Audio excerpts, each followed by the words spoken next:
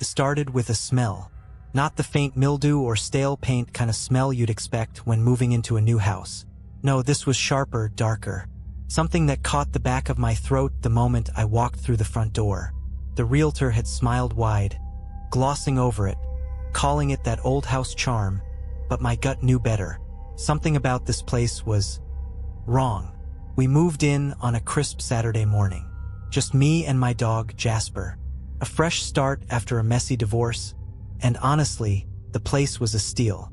3 bedrooms, a spacious backyard, and just enough character to make me feel like I was finally in control of my life again. But that night, as I stood in the kitchen unpacking dishes, Jasper started acting strange. He froze in the middle of the room, his ears pinned back, growling at the empty doorway leading to the basement. It wasn't an "I hear a raccoon" growl. This was deeper, guttural, like he was ready to rip apart whatever was standing there. Except, nothing was. "Jasper, come on," I called, forcing a laugh to ease the tension. But he didn't move. His body was rigid, hackles raised. He was staring at something I couldn't see. I slammed the basement door shut. That night, sleep didn't come easy. Every creak, every groan of the house felt amplified in the silence. I kept telling myself it was just the house settling or maybe the wind outside, but deep down I wasn't buying it. Jasper wouldn't even sleep in my room.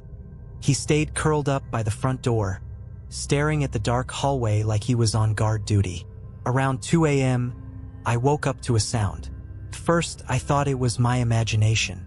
A faint, rhythmic tapping coming from somewhere downstairs. I held my breath, listening. It was slow, deliberate, like knuckles rapping against wood. I grabbed my phone and turned on the flashlight, the dim glow trembling in my shaky hand. The sound wasn't coming from the front door or the windows. It was coming from the basement. My stomach twisted. "It's just an old pipe," I whispered to myself, trying to stay calm. This is what happens in old houses. But Jasper's low growl from the living room told me otherwise. He was staring at the basement door again, his body rigid, his teeth bared. "All right, fine," I muttered, more to convince myself than him. I grabbed a baseball bat from the closet. I wasn't the type to go wandering into creepy basements at night, but I also wasn't about to spend the night wondering if someone or something was down there. The door creaked as I opened it, the sound slicing through the silence like a knife. My flashlight cut through the darkness, illuminating narrow wooden stairs that led into the pitch-black basement. The air was colder here, damp and heavy, and that sharp smell hit me again, stronger this time. "Hello," I called out, my voice shaking. "If someone's down here, you'd better leave. I've called the cops." I hadn't. Nothing. I forced myself down the stairs, my footsteps echoing against the concrete walls. The basement was empty, or at least it looked empty. A rusted water heater, some old shelves covered in cobwebs, and piles of the previous owner's junk were scattered around. Nothing that explained the tapping. That's when I saw it. In the far corner of the basement, a small wooden door was set into the wall. It was barely 3 feet high, painted the same pale green as the rest of the house, but the paint was chipped and faded. I hadn't noticed it before during the walkthrough, and I'd spent hours unpacking down here earlier. The tapping had stopped, but something about that door made my skin crawl. I reached out, my hand trembling as I turned the small brass handle. The door creaked open, revealing a narrow tunnel that disappeared into darkness. The air that flowed out was colder, sharper, and carried the unmistakable scent of decay. And then I heard it, a whisper, faint like someone calling my name from deep within the tunnel. I froze, every nerve in my body screaming at me to slam the door shut and run. But that whisper, it wasn't just faint. It was familiar, like someone I'd known for years was murmuring my name, just out of reach. "Hello," I called, my voice barely more than a rasp. The tunnel swallowed the sound. Jasper barked from the top of the stairs, snapping me back to reality. I spun around, gripping the bat tighter. The house was dead silent except for him, his barks frantic and echoing down the basement steps. I should have gone back upstairs, locked the basement door, and never looked back. But instead, I turned to the tunnel again. The flashlight beam barely cut through the thick darkness inside. The walls were tight, lined with rough, damp stone. This wasn't something the previous owners had mentioned. Hell, it wasn't even on the house inspection report. My breathing quickened as I stared into the void, and then I saw it. Movement. Something shifted at the very edge of the light's reach. Not a person exactly, it was too fast, too fluid, like water spilling across the floor. My stomach churned, but my feet were glued in place. I shone the flashlight directly at it, and for a split second, I swore I saw a hand. Pale, skeletal fingers gripping the edge of the wall before slipping back into the dark. "Who's there?" I shouted, but my voice cracked. The reply wasn't words. It was laughter. Soft, almost playful, like a child's giggle echoing through the tunnel. Only it wasn't right. There was something hollow about it, like it didn't belong to anything human. That was enough for me. I slammed the little door shut, bolted back up the stairs, and threw the basement door closed behind me. My chest heaved as I braced against it, Jasper barking wildly at my side. Whatever was down there, I wasn't ready to find out. I spent the rest of the night on the couch with all the lights on, the bat in one hand and Jasper curled up at my feet. Every time I closed my eyes, I heard that giggle. By morning, I was ready to call someone, anyone, to figure out what the hell was going on. But when I went to the kitchen to grab my phone, I stopped cold. The basement door was wide open. I didn't open that door. I knew I didn't. My hand shook as I set my coffee mug down on the counter.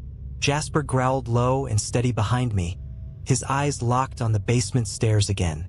"Stay here," I whispered, though my voice barely carried. He didn't move, his hackles raised like a bristling guard dog. The baseball bat was still in the living room.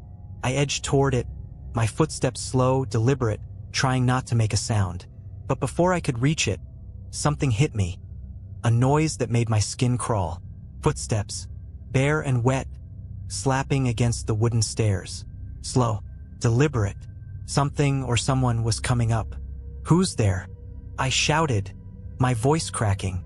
Jasper's barking turned frantic, but he didn't move closer.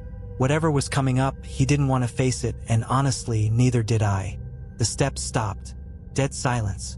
My breath was coming in short gasps now, and I tightened my grip on the edge of the kitchen counter, as if it would somehow protect me. Then I saw it. A hand curled around the edge of the doorway. Thin, bone-white, with fingers that seemed too long, too sharp.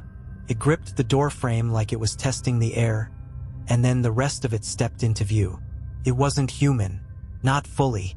It stood hunched over, its shoulders unnaturally high and its neck twisted at an impossible angle. Its face was the worst part.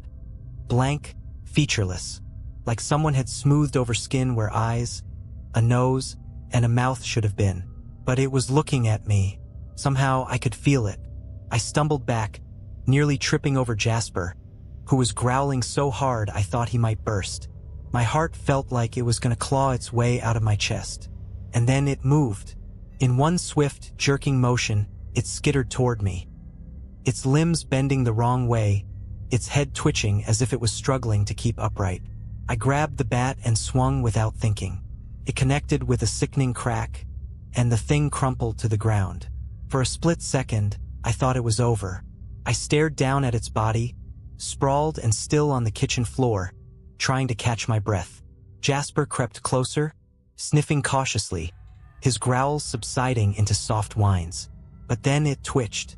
Its arm jerked once, twice, and then its entire body began to convulse, like something inside it was trying to escape. I didn't wait to find out what. I grabbed Jasper by the collar and ran for the front door. We made it outside just as I heard the sound of glass shattering behind us. I didn't look back. I threw Jasper into the car, jumped into the driver's seat, and peeled out of the driveway, my heart pounding so hard it felt like it would explode. As I drove away, I glanced in the rearview mirror. The house stood silent, empty, or so it seemed.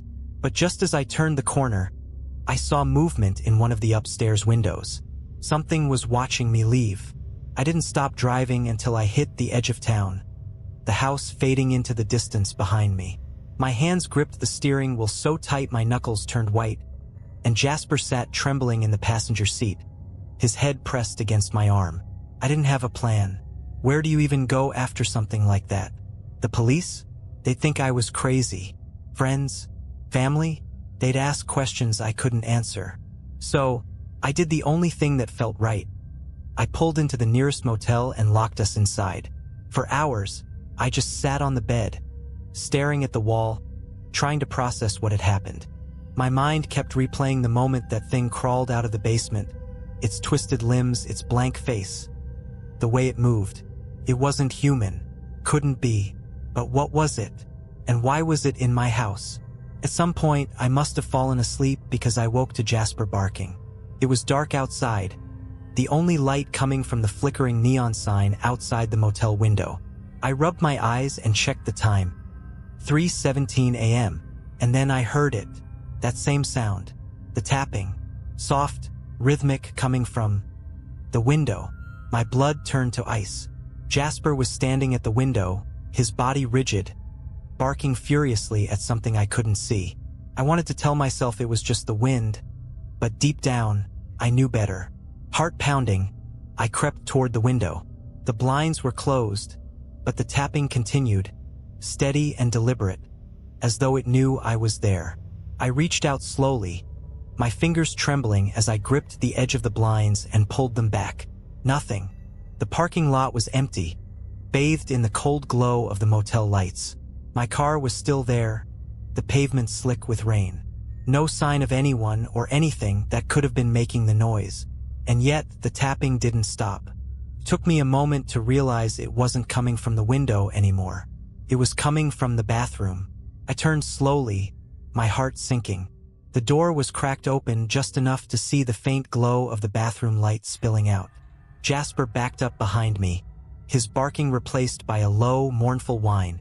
"Hello," I whispered, my voice barely audible. The tapping stopped. I stepped closer, every muscle in my body screaming at me to turn around and leave, to grab Jasper and get as far away from here as possible. But something pulled me forward, like I was being drawn into the room against my will. The bathroom was empty. The sink, the shower, the tiled floor, all of it was exactly as it should be. Except for one thing, the mirror. There was something written on the foggy surface, like someone had traced it with their finger. For words, dripping and smeared as though they'd just been written moments ago. "You brought it here." I stumbled back, my chest heaving, my mind racing. What did that mean?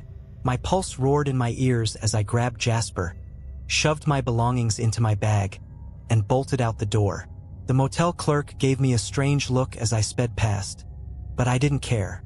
I wasn't safe here. I wasn't safe anywhere. The highway stretched out in front of me, empty and endless, as I drove into the night. Jasper sat rigid in the passenger seat, his ears pinned back and his eyes scanning the darkness. I'd left the motel behind, but the fear clung to me like a second skin. No matter how far I drove, I couldn't shake the feeling that I wasn't alone. I kept glancing at the rearview mirror, half expecting to see that thing sitting in the back seat. But there was nothing, just the black stretch of road disappearing behind me. My phone buzzed in the cup holder, startling me so badly I nearly swerved off the road. I snatched it up, my heart hammering. It was a notification. Unknown device connected to network. "What the hell?" I muttered, glancing at the screen. My hands felt clammy as I scrolled through the notification, trying to make sense of it. My phone had connected to something called Basement Gateway. I slammed on the brakes, pulling over to the side of the road. The screen flickered, glitching, and then the notification vanished. Jasper whimpered beside me, his nose pressed to the window, his breath fogging up the glass. And then my headlights flickered. "No, no, no, no," I whispered, gripping the steering wheel so tight my knuckles ached. The lights blinked once, twice, and then cut out completely, leaving me and Jasper in pitch-black silence. Something moved in the darkness ahead. It was faint at first, just the vague outline of a figure in the beam of my dim emergency lights. But as it stepped closer, I saw it, them. There were 2, 3, then 5 figures, all moving with that same unnatural jerking motion. their heads tilted at impossible angles, their limbs bending and snapping as they closed the distance. One of them stepped into the faint glow of the emergency lights, and my stomach dropped. It was me, or at least it looked like me. Same face, same hair, same clothes I'd been wearing that night in the basement. But its eyes were wrong, black, bottomless pits, staring at me with a twisted grin that didn't belong on my face. The others were different. Some were people I didn't recognize, but there was one I did. Standing at the back of the group, hunched and twitching, was the featureless thing from the basement. Jasper barked wildly, his teeth bared, as they began to move closer. My body was frozen with fear. Every instinct screamed at me to drive, to run, but my hands wouldn't move. The air inside the car grew thick, suffocating, and that sharp, rotten smell filled my nose again. And then I heard it, the giggle. It came from everywhere and nowhere, echoing inside my head until it was unbearable. My vision blurred, my ears ringing as I struggled to breathe. I could feel them surrounding the car now, their hands scraping against the windows, their black eyes staring, unblinking, as they peered inside. "No," I whispered, my voice barely audible. "You're not taking me." Something inside me snapped. With a roar, I slammed the car into reverse, the tires screeching as I tore away from the figures. They followed, sprinting after me on all fours, their bodies contorting as they scrambled over the asphalt like spiders. I didn't look back. I didn't dare. My only focus was the road ahead, the roar of the engine drowning out the sound of their pursuit. Jasper barked furiously, his body pressed against the door as the car hurtled forward. I drove until the sun began to rise, until the highway gave way to small towns and open fields, until my gas tank was nearly empty. When I finally pulled over, there was no sign of them, just the endless, empty road behind me. That was 3 weeks ago. I've been living out of my car ever since, never staying in one place for too long. I don't know what's following me or why, but I know it's not over. Sometimes I catch glimpses of them in my rearview mirror. A shadow here, a figure there. Jasper still growls at things I can't see. And last night, when I stopped at a gas station to fill up, I saw something scratched into the pump. You can't outrun US. If you're reading this, take my advice. Don't go digging into things you don't understand. And for the love of God, if you ever move into a new house and find a strange little door in the basement, don't open it.